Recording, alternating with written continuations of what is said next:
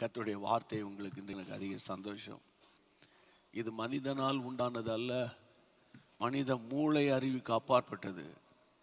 இல்லைன்னா கர்த்தருடைய பிள்ளைகளை தினந்தோறும் உங்களை சந்திக்க இயலாது.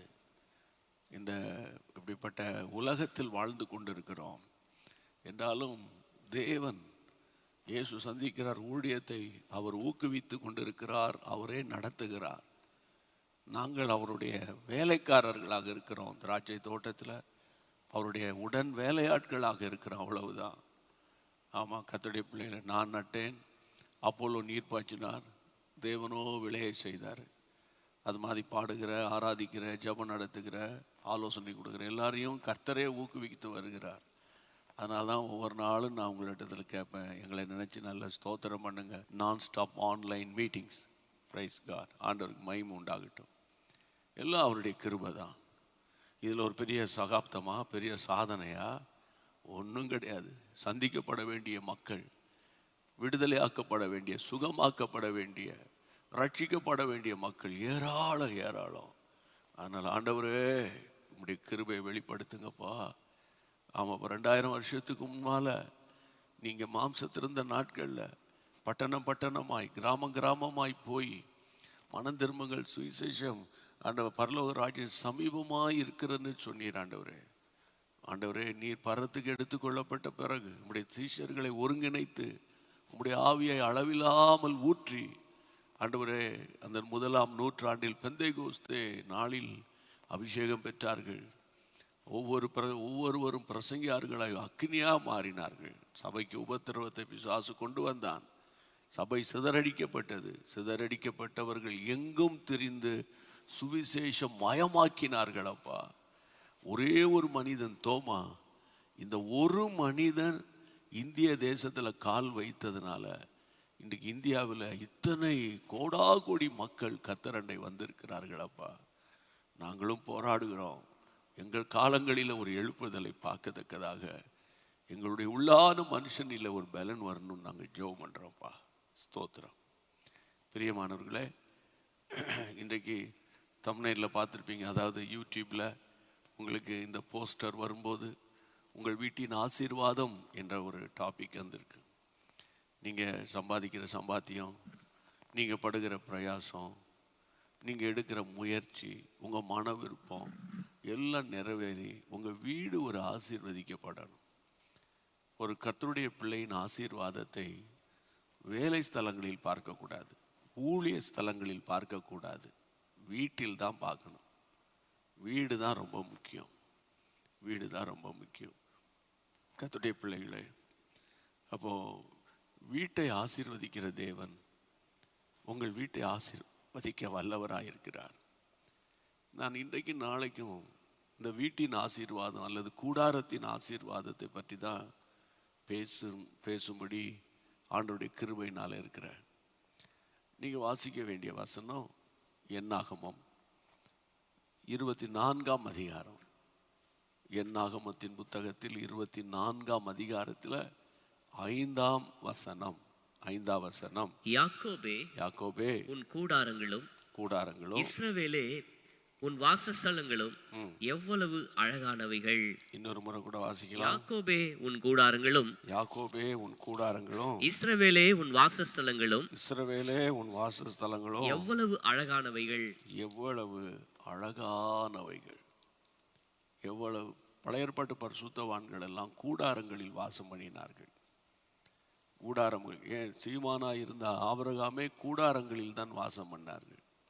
அது எப்படி நான் சொல்கிறேன், உங்கள் எல்லாருக்கும் தெரியும், வசனம் தெரிஞ்சவங்களுக்கு. ஆனாலும் அந்த வசனத்தை வாசித்து நம்ம அதை ஃபாலோ பண்ணணுங்கிறது என்னுடைய விருப்பம். எபிரேயருக்கு எழுதின நிருபத்தில் கர்த்தருடைய பிள்ளைகளை நீங்கள் படிக்க வேண்டிய வசனம், எபிரேயருக்கு எழுதின நிருபம் நீங்கள் வாசிக்க வேண்டிய வசனம் 11ஆம் அதிகாரத்தில் கர்த்தருடைய பிள்ளைகளை 9, 10 வசனங்கள். விசுவாசத்தினாலே அவன் வாக்குத்தத்தம் பண்ணப்பட்ட தேசத்திலே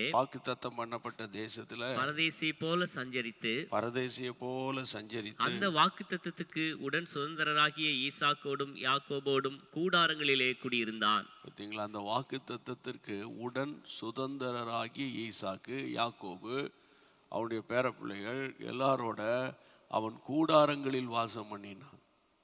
பூமி தாங்க முடியாத அளவுக்கு கர்த்தர் அவனுக்கு மிருக ஜீவன்களையும் சந்ததியை கொடுத்தார். சீமானா இருந்தான், எல்லாம் நமக்கு தெரியும். ஆனால் அவங்க கூடாரங்களில் வாசம் பண்ணாங்க. சரி, ஏன்டா கூடாரங்களில் வாசம் பண்ணாங்க அப்படின்னா, அதுக்கு அடுத்த வசனம் 10ஆம் வசனத்தை படிங்க. ஏனெனில் தேவன் தாமே கட்டி உண்டாக்கின அஸ்திபாரங்களுள்ள நகரத்துக்கு அவன் காத்திருந்தான். தேவன் தாமே கட்டி உண்டாக்கின அஸ்திபாரம் உள்ள அந்த நகரத்துக்கு அவன் காத்திருந்தான். கர்த்தருடைய பிள்ளைகளை, விசுவாச வீரன், விசுவாசிகளின் தகப்பன். அப்போ கர்த்தருடைய பிள்ளைகளை அவர் கூடாரங்களை கர்த்தர் தாமே உண்டாக்கின அந்த நகரத்துக்காக காத்திருக்கிறார். அப்போ இந்த நாட்களில் உங்கள் வீடு குறித்த காரியங்களை சற்று நம்ம தியானித்து ஜெபம் பண்ணுவோம் கொஞ்ச நேரத்தில். இப்போது வீடுகளுக்குள்ளே தான் இன்றைக்கி பெரிய போராட்டமே. நிறைய வீடுகள் அது வீடாக இல்லாமல் காடு போல் இருக்குது.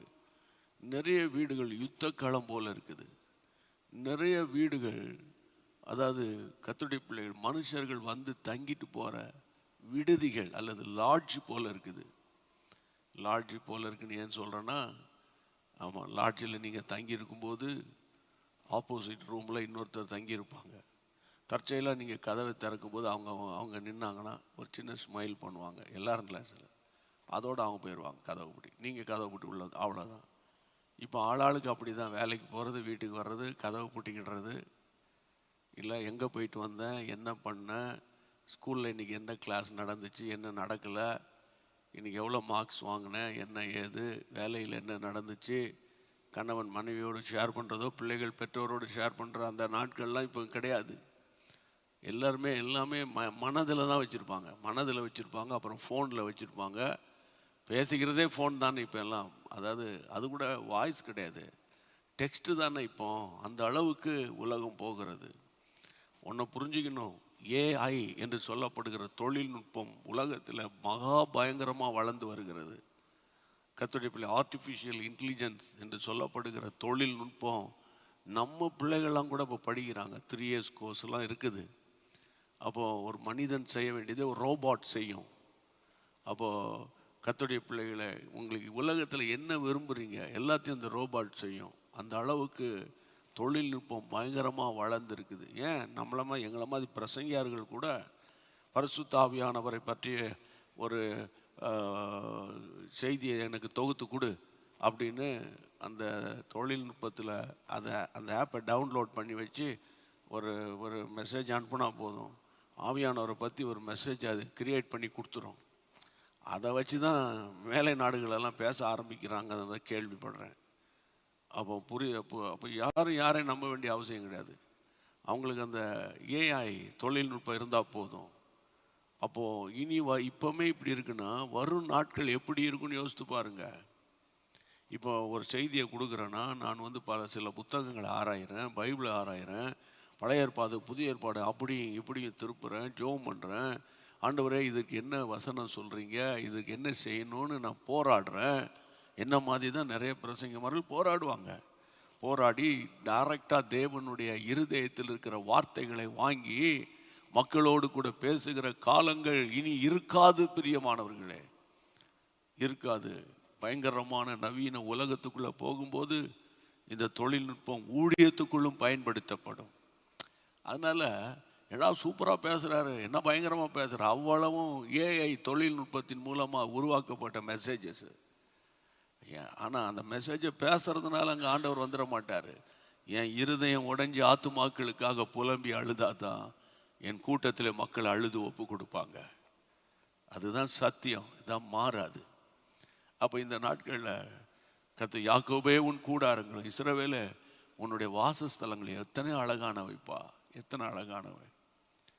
கர்த்தருடைய நாமத்தினால இங்கே உங்கள்கிட்ட வர்றதுக்கு முன்னால் நான் ஒரு கூடாரத்தில் நடந்த சம்பவத்தை வாசித்தேன். ஆனால் அதை இன்றைக்கி நான் பேச விரும்பலை, இன்னொரு டைம் வரும்போது நான் பேசுகிறேன். அதாவது என்னாகமம் 14ஆம் அதிகாரத்தில், என்னாகமம் நம்பர்ஸ் சாப்டர் 14ல் 2ஆம் வசனம் நினைக்கிறேன், வாசிங்க பார்ப்போம். 2ஆம் வசனம்.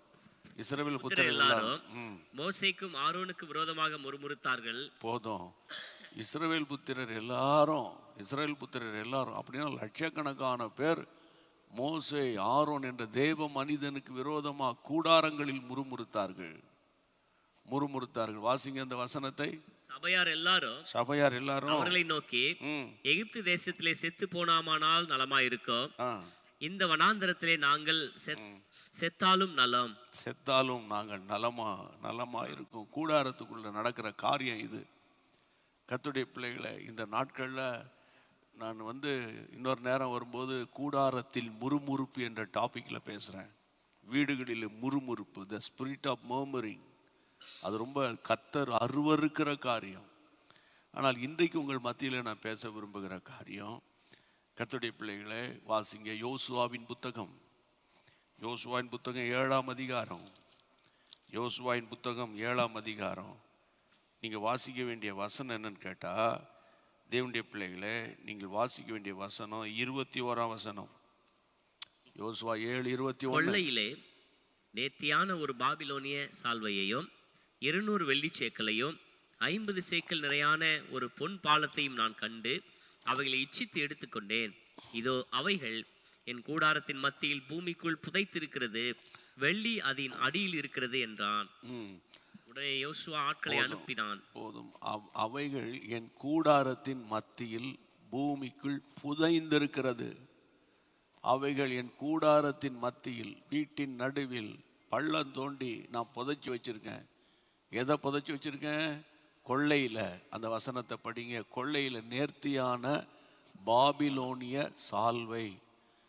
இரண்டாவது 200 வெள்ளி சேக்கல் 50 சேக்கல் நிறையான ஒரு பொன் பாலம். இதை நான் என் கண்ணால் பார்த்தேன். எனக்குள்ள இச்சையின் ஆவி வந்துட்டு அதை இச்சித்து எடுத்துக்கிட்டேன். என் கூடாரத்தில் கொண்டு பூமிக்குள்ள புதைச்சி வச்சிருக்கேன். இதுதான் ஆகானின் கூடாரம். இப்போ சப்ஜெக்டுக்குள்ள வரலாம். இதனால என்ன நடந்தது?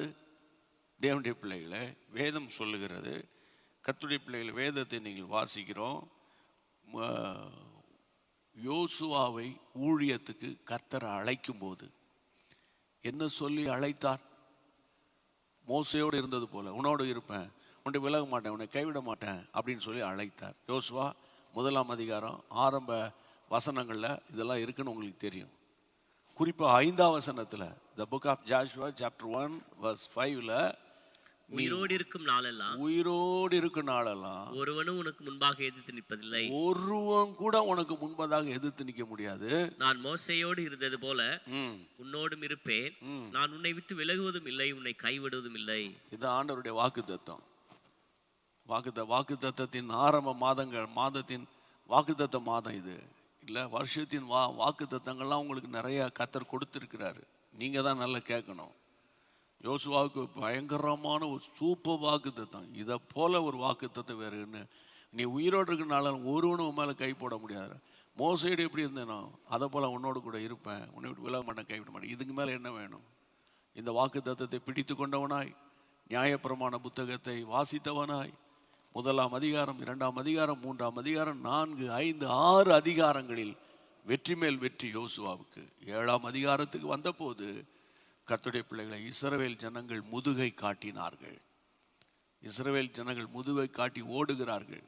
ஒரு சின்ன பட்டணம் ஆயி, அந்த பட்டணத்துக்கு விரோதமாக யுத்தத்துக்கு போய் இஸ்ரவேல் ஜனங்கள் தோற்று போனார்கள். பாருங்க, வாக்கு தத்தம் ஒன்று, நடந்தது வேறொன்று. 2024ல் உங்களுக்கு கொடுத்த வாக்கு தத்தம் ஒன்று, நடந்தது வேறொன்று. எப்படி இருக்கும் உங்க மனசுக்கு? அப்போ வாக்கு தத்தம் இப்படி இருக்க, ஏன் ஆண்டவரே நான் தோல்வி அடைந்தேன்? உடனே இதை கண்டுபிடிக்கணும்டா. எதுக்கு தோல்விக்கான காரணத்தை கண்டுபிடிக்கணும்னு வேதம் சொல்லுகிறது. யோசுவாவின் புத்தகம் 7ஆம் அதிகாரம் 6ஆம் வசனத்துல, அவர் வஸ்திரத்தை கிழித்து கொண்டு, அவனும் இஸ்ரவேலின் மூப்பரும் சாயங்காலம் மட்டும் கர்த்தரின் பெட்டிக்கு முன்பாக தரையிலே முகங்குப்புற விழுந்து தங்கள் தலைகளின் மேல் புழுதியை போட்டுக் கொண்டு கிடந்தார்கள். புழுதியை போட்டுக்கிட்டு 7-8 வசனங்கள்ல அவங்க புலம்புகிற காரியங்கள். கர்த்தராகிய ஆண்டவரே, எங்களை அழிக்கும்படி எமோரியர் கையில் ஒப்பு கொடுத்ததற்கு தேவர் இந்த ஜனத்தை யோர்தானில் கடக்க பண்ணினீர். நாங்கள் யோர்தானை அப்புறத்தில் மன திருப்தியாக இருந்திருந்தால் நலமாக இருக்குமே. ஆண்டவரே, இஸ்ரவேல் தங்கள் சத்துருக்களுக்கு முதுவை காட்டினார்கள். இப்பொழுது நான் என்ன சொல்லுவேன்? கானானியர் தேசத்து குடிகள் யாவரும் இதை கேட்டு எங்களை வளைத்து கொண்டு எங்கள் பெயரை பூமியில் இராதபடிக்கு வேறற்று போக பண்ணுவார்களே. அப்போது உம்முடைய நாமத்துக்கு என்ன செய்வீர்? அப்பொழுது கர்த்தர் யோசுவாவை நோக்கி, எழுந்திரு, இப்படி முகங்கூப்புறு விழுந்து கிடக்கிறது என்ன? நல்லா கவனிக்கணும். புரியவே இல்லை ஆண்டவரே.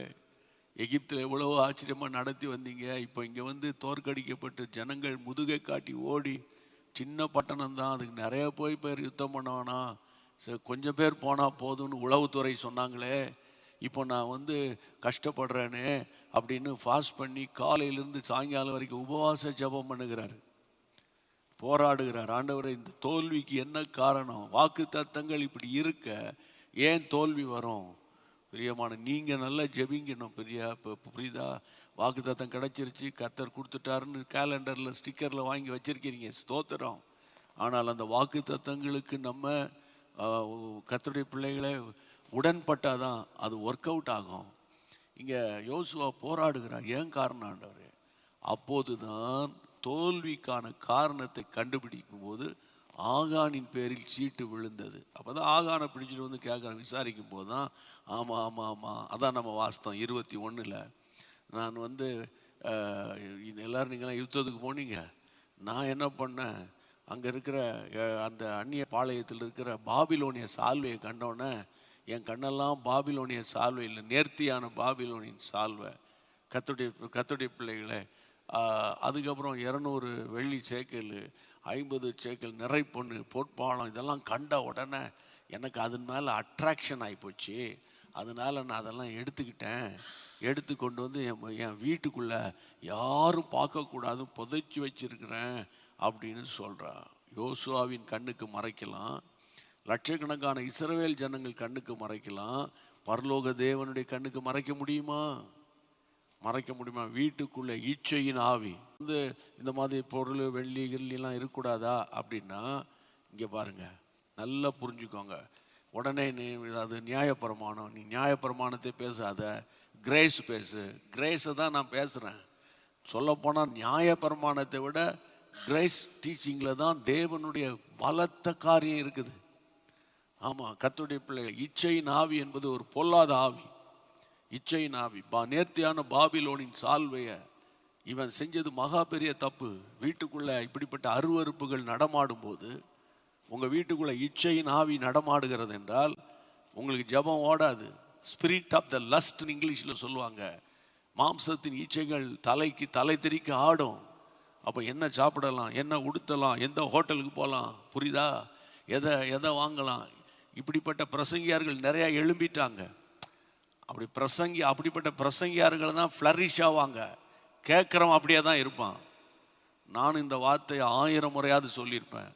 அப்படிப்பட்ட பிரசங்கியார் ஒருவராது என்கிட்ட இல்லை, என் பிரசங்கத்தை கேட்டு கோடீஸ்வரர் ஆயிட்டாங்க, 10 வீடு வாங்கிட்டாங்கன்னு சொல்கிற கூட ஆட்களை நான் பார்க்க முடியலையே.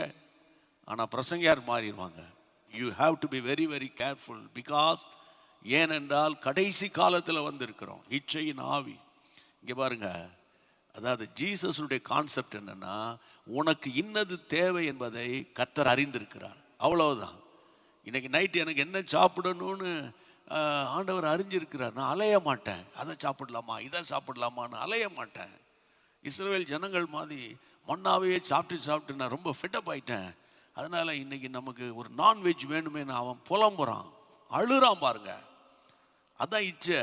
அதான் இச்சை உள்ளவன் ஆனார்கள் பைபிள் சொல்லுது. ஆண்டவர் ஒரு கீழ்காற்றை வீச முன்னா, எவ்வளோ சாப்பிட்ற போய் சாப்பிட்டு தொலை. கடைசியில் சாப்பிட்டு அவன் பல்லுகளெல்லாம் சீக்கி அதில் ஒரு கூட்டம் போராடினாங்க. இன்னைக்கு நான் என்ன சொல்கிறேன்னு கேட்டால், கர்த்தருடைய பிள்ளைகளை, எண்ணத்தை உண்போம், எண்ணத்தை உடுத்துவோம். புரியுதா? இதெல்லாம் ஜீசஸ்னுடைய டீச்சிங்கு. இதை யார் நாடுகிறார்? அஞ்ஞானிகள் நாடி தேடுகிறார்கள். அப்படின்னா உலகத்தார் நாடி தேடுகிறார்கள். எந்த ஹோட்டலுக்கு போகலாம், அது அந்த காலம். கார் எடுத்துக்கிட்டு பைக் எடுத்துக்கிட்டு இப்போ செல்ஃபோனை வச்சுக்கிட்டு உருட்டி என்ன போட்டிருக்குது. ஆமாம், எங்கள் உடனே நைட்டு 12 மணிக்கெலாம் ஆர்டர் பண்ணி சாப்பிட்ற குரூப்லாம் இருக்குது. இன்றைக்கு நான் சொல்கிறேன், இது ரொம்ப என்ஜாய்மெண்ட்டு நினைக்காத. ஒரு நாளைக்கு 20 கோடி மக்கள் உணவின்றி தவித்து உணவின்றி உறக்கத்துக்கு போகிறார்கள் இந்தியாவில். அதனால இந்த கடைசி நாட்கள் ஆண்டவரே இச்சையின் ஆவி என்னை தாக்கக்கூடாது. எனக்கு கொடுக்குற கஞ்சியோ தண்ணியோ அவர் அப்படிலாம் கஞ்சிலாம் ஊற்ற மாட்டார். புரியுதா உங்களுக்கு? ஏதோ கொடுக்கறதுல ஸ்தோத்திரம் பண்ணிட்டு சாப்பாடுக்கு முன்னால் ஏசப்பா இந்த உணவுக்காக நன்றிப்பான்னு சொல்லுங்க, போதும், கர்த்தர் நடத்துவார். ஆமேன்.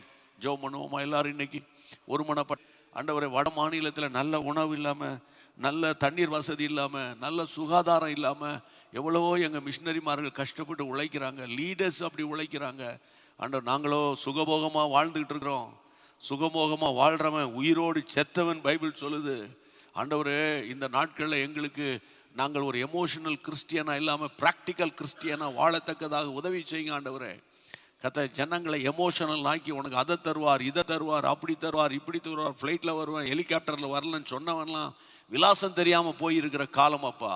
உங்களுடைய கைகளை ஒப்பு கொடுத்து நான் ஜெபிக்கிறேன், தாழ்த்தி ஒப்பு கொடுக்கிறேன். ஷாந்தாலா பௌதாபா ஹபாதாலா ஹபா, எப்போது உண்மை உள்ளவர்களாக, தாழ்மை உள்ளவர்களாக, ஆண்டவரே ஆத்தும பாரம் உள்ளவர்களாக, ஜபஜீவியம் உள்ளவர்களாக, ஜெய ஜீவியம் உள்ளவர்களாக வாழ எங்களுக்கு உதவி செய்யும். எங்களுடைய ஜீசஸ் மீட்ஸ் யூடியூப் ஃபேமிலிஸ் அப்பா, சமீபத்தில் தூரத்தில் இருக்கிற எல்லாரையும் கர்த்தருடைய இரத்த கோட்டைகள் ஒப்பு கொடுக்கிறேன்.